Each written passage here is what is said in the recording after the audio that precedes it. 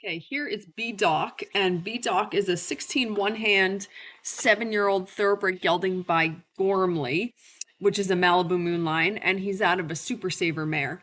And so Doc's been here for probably close to a month, probably coming up on a month, and he had about a week off after his last ride video that I put up because the weather was just sort of obscene and ridiculously cold and windy and maybe as ridiculous as this sounds, he's body clipped. So when it's like 20 degrees and windy, I have a really hard time justifying making him come out here in the freezing cold and tolerate a ride. So he really had a week off just due to the weather being so outrageous. And I started bringing him back into work, I think, on Saturday. So now I've ridden him a few times. So I thought we would just kind of take a video of where he is and what he's doing on a daily basis. I realize that this video is obscenely long, and I apologize for that. I just have a hard time cutting things out when it's really, you have to see the whole picture to get a sense of where he is of the training process and what we're doing and what we're working on. So I've got Doc today in the Fager Baby Fulmer, which is a loose ring titanium, so a really, really light metal with little full cheek snaffle pieces actually also on this bit. And I have to say, I actually really liked him in it, so I think I'm going to stick with this for a little bit. So he's working on totally basic things. I want him to be straight. I want him to be able to change his bend from left to right. I want to be able to control his shoulders. And so we're doing a ton of pole work to help all of those things come together. But I have to say, I just love the way he came out. He looks really relaxed and comfortable and balanced, and he has a really nice tempo going on. And, you know, when he first came, he was just a little, I think, in shell shock of, you want me to do what? You want me to be straight? You want to control my shoulders? He can be a little bit of a wiggly horse, which is very normal. And there's no malintent in that. He doesn't do anything wrong or naughty ever, but he can just be wiggly. And so we're just working our way through that sort of systematically and patiently. And it takes the time it takes. But I have to say, I think that today I had my hands down best ride on him that I've had to date. And it really made me happy because I can tell that everything is sort of coming together with him. So this is basically a ride of boring repetition. I'm using poles a lot to help a few things, to make sure that I can get the bend that I want and then change the bend, to make sure that I have control of his shoulders. And I have some poles set up right off the corner. And so that really forces me to have the outside shoulder under control. And you'll see sometimes I don't. And he's not in the center of his pole. In the center of his pole. Actually, that wasn't too bad. But you will see it come up where he's not in the center of the pole. And so here we're going over a cavaletti on the center line. And then I'm going to change the bend. And I lost that right shoulder a little bit there because we were drifted to the right on the pole. So that's working on changing the bend and controlling the shoulders. And then the poles and the cavalettis, besides just basic footwork and getting comfortable with going over things, what I'm wanting from him is to find a balance where he's pushing from behind over these things versus sort of pulling himself over from the front end. So I'm wanting him to sit down, make his shoulders lighter, use his hocks, and push from behind, especially as we're going over the cavalettis. And I have to say, he did that extremely well, quite a bit. Actually, like right there, that was really good. So doing like 100 poles in a ride, what it forces you to do is, this boring repetition. So there I lost the shoulder. So I'm going to circle back around and try and make sure I can get that left shoulder better under control. Doing this repetition, just the same thing over and over again, it just forces you to own it. And it just really forces you to systematically work on these basic fundamental things.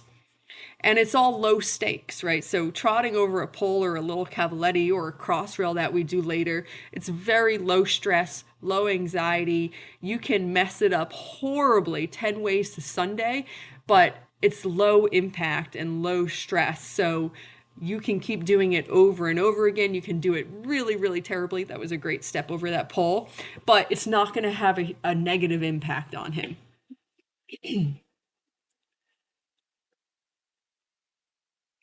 That was also a really good step. So this is really getting good here. The repetition forces you to own it. You know, can you do the same basic boring thing 100 times in a row well? And if you can, then you've probably really got that skill under control. So I'm really pleased here with some of these steps that he's giving me over these cavalettis. He's really sitting down and pushing from behind. Here I'm taking a second to walk because I really wanted to make sure I got his shoulder straight. And so there I used the walk, I got a little bit of counter bend, and that was by far the best, straightest approach I'd had to that pole. And all day that's going to be his hardest pole because going to the right is a little more challenging than going to the left, and coming out of that corner where you've got the gate and the mounting block and the barns in that direction. So everything, it's like a vortex, a black hole, pulling you towards the gate. And so going to the right and keeping that left shoulder straight and under control coming out of that corner is definitely going to be the hardest thing that I'm going to ask him to do.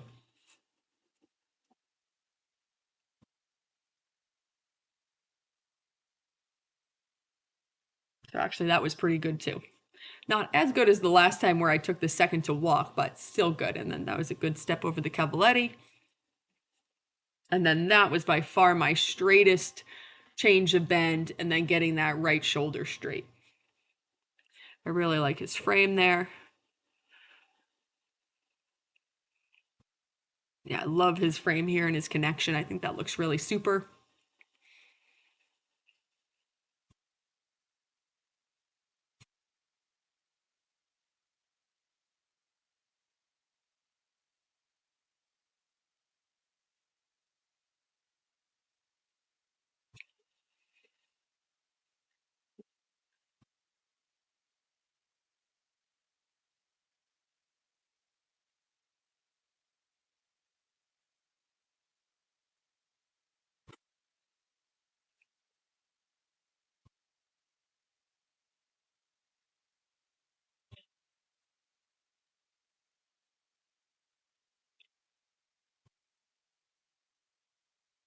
So here we're just coming to sort of a pile of poles with flower boxes, and he's done this a bunch of times.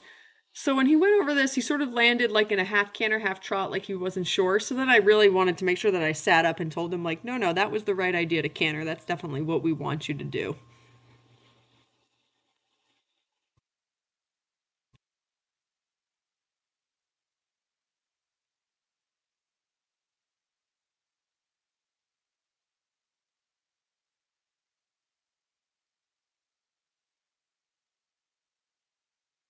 The other thing that I like about doing all these polls and all these different figures and exercises is that you're really letting the exercise do the work for you. So we're just writing the pattern, writing the exercise, and that's doing the training or the work or whatever you want to call it. When you're sort of just looping the ring, you have to do the work, right? You have to make sure that you're thinking about every step and positioning the horse. And that's not to say that you're not doing that with the exercise, but the exercise is sort of naturally helping you to achieve that. So after we did a whole bunch of trotting and pulls, I took a minute to make sure that we worked the canter. And actually, hilariously, you know, when he first came, he was really out this right shoulder going to the left. So I was having a hard time getting him to keep the canter because he was wanting to swap behind or break when I lost that right shoulder. So I spent a ton of time in the first week or two he was here working on the left canter. So now I've got the left canter actually really looking quite good and really strong and straight relative to how he came. And I haven't really spent time with the right canter lately. So today we did canter to the right, and hilariously now the pendulum has swung. So now the right canter is the harder way. And that happens. It's actually, I think it's good when that happens, that it changes whatever their easier lead was, changes progress. So the fact that, you know, at first the left was the harder thing, now we've got the left really good, and now the right's the harder thing, to me, that's progress. And it also means that we can get it to swing back into the middle. So here I'm just working on some low stress cantering over poles. And he did them awkwardly a few times, and I left it all in here because it's just no big deal. It doesn't matter. What matters is that he's staying straight, he's trying, he's holding a tempo, he's staying soft, all those things.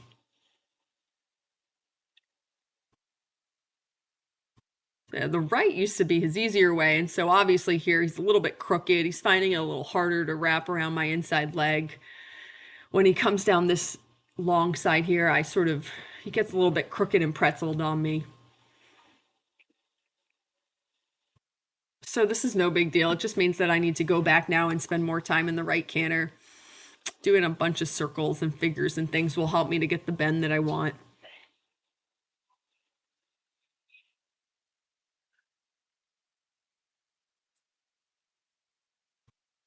This is better here. That is a straighter, more aligned horse with a better right bend. Much better here.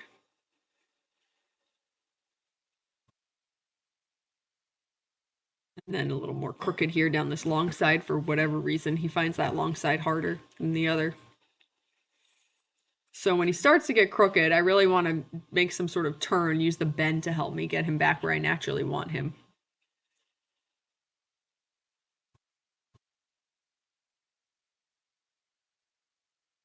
Okay, so now I think we're sort of doing the last thing that we did on this ride, which is using this diagonal line, this raised flower boxes to at first a pile of poles, and then we make it a little cross rail.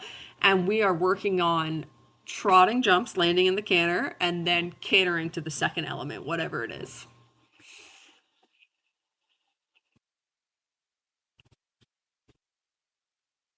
So that was fine. He landed in a trot. I would prefer that he land in the canter. So it's a fine line. You know, I don't want to amp him up and make him think that this is something stressful. But at the same time, I want to encourage him to, in fact, land in the canter.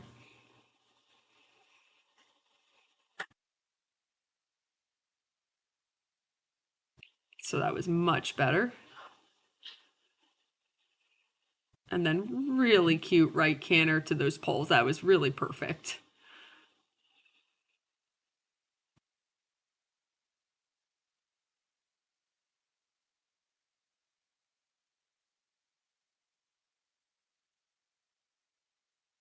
And then kind of after every time we do that, I just use my cavalettis and my pole to change direction again.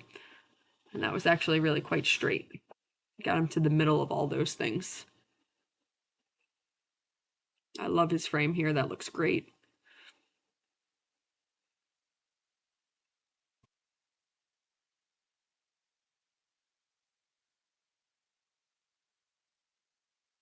So there he almost landed in the canter. He almost landed in the left canter. And then there over the cross rail, he did land in the left canter. So that was totally fine. Would prefer that we jump the flowers, land in the canter, and then canter the cross rail, but it was fine. There's nothing wrong with it.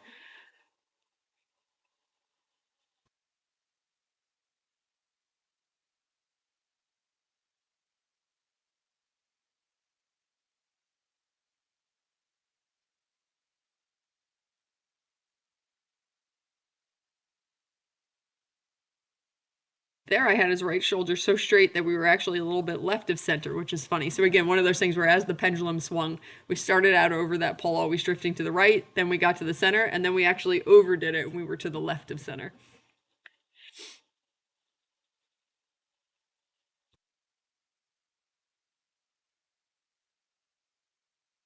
That was really good.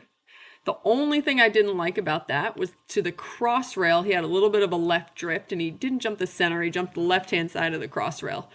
So for this last time through, I had Billy put down a perpendicular pole in front of the cross rail just to sort of help me keep that left shoulder straight. Let the ground pole do some of the work, and that keeps it from sort of being personal. It keeps me from having to sort of get in his face or micromanage him.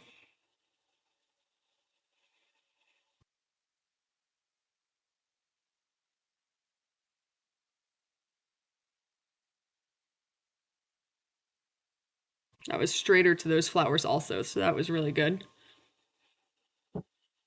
And then the pole did exactly what I wanted it to do, just guided us to the center of that cross rail, so that was awesome. The funniest thing ever. Can you see the grain on Gus's head? It was hilarious.